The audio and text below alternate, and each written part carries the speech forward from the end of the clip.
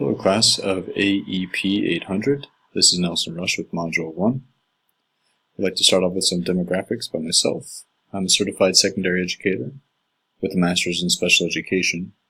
I worked in Arizona for about 5 years, working with Title I and at-risk populations, developing alternative learning models and blended learning. I also worked in the largest group home in Arizona with, again, at-risk populations, but also top offenders for the state and for the country. I use this experience when I move on to the second phase of my career. I've been overseas now for a number of years in the nation of Qatar. Here I've worked at one of the only special needs schools in the nation, creating, again, alternative learning models. I developed an EBD program, and I'm now acting as a dean of students for the middle school. So, in focusing on the project, a critical reflection of technology. Technology is forever married to education. You can't separate the two at this point. As education evolves, technology evolves, and vice versa. Technology is integrated in the classrooms and is paving the way for the future of education as a whole. This includes blended learning, virtual classrooms, and integrated tools. In fact, this class that we have now is a representation of that, online learning. Technology can be very expensive to integrate into the classrooms. However, it is becoming cheaper, it is becoming more accessible. Options are changing, such as, again, Google tools. Technology helps to unite education globally. This is with ideas, but also allowing people from around the world to talk and share. It's basically near limitless, and it's adaptive. Technology in the classrooms help prepare our students for the future, because most likely they're going to enter industries in which technology is going to be the basis for what they do.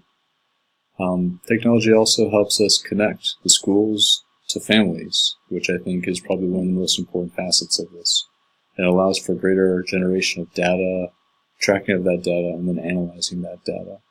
In the case of student performance or any such need.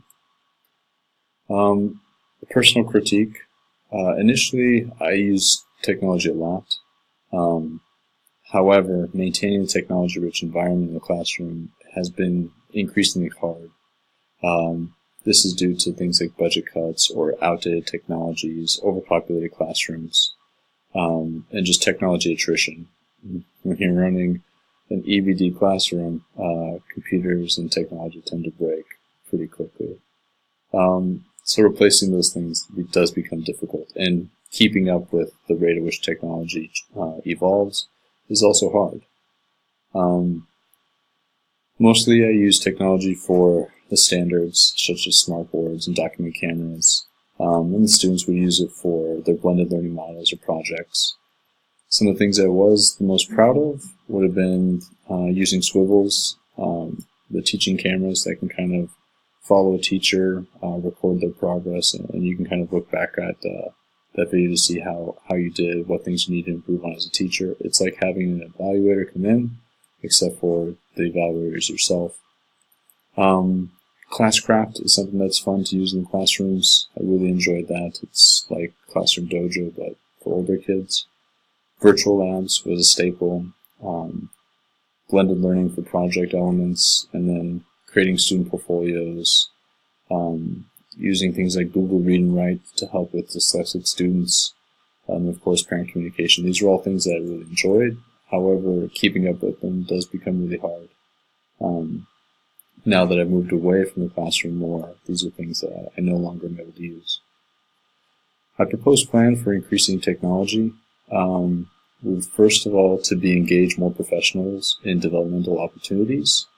I think we put a big emphasis on buying more things or changing the things that we have, when realistically giving people the knowledge base to use better skills or to be more adaptive is probably going to be more beneficial, a bigger bang for the buck. Such as giving people a workshop on Google tools, Google Read and Write, engaging so they can engage the special needs learners in a greater number of digital platforms.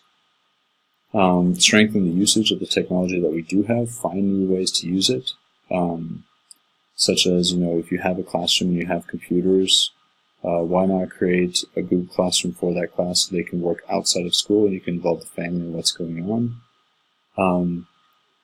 Further, home communication. One thing that we do like to see is the families working with the school and downloading the apps of PowerSchool so that they can get their students' grades and attendance, and everybody's on the same page, and we can do that asynchronously. Increasing social media and apps with the students. Students love to use things like Kahoot in the classroom, Classroom Dojo, Classcraft.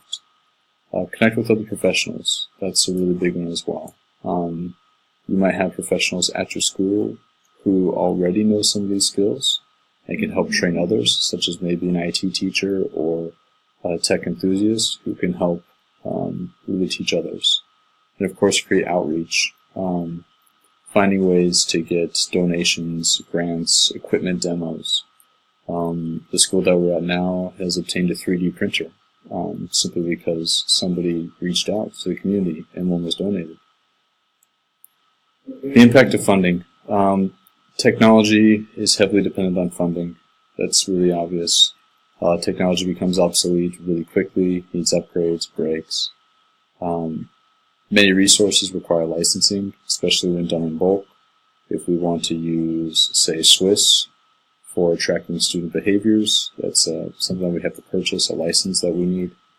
And basically funding determines the priority of tech. So wherever we can allocate the funding determines who gets the tech or what tech gets maintained. And that is a big impact on the plan.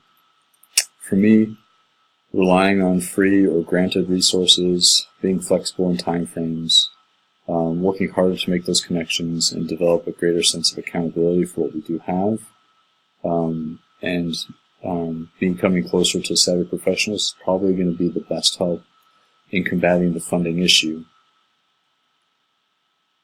So that kind of concludes my thoughts. I'd like to say thank you for listening to my ideas, and please provide some comments and feedback. I look forward to sharing the rest of the class with you.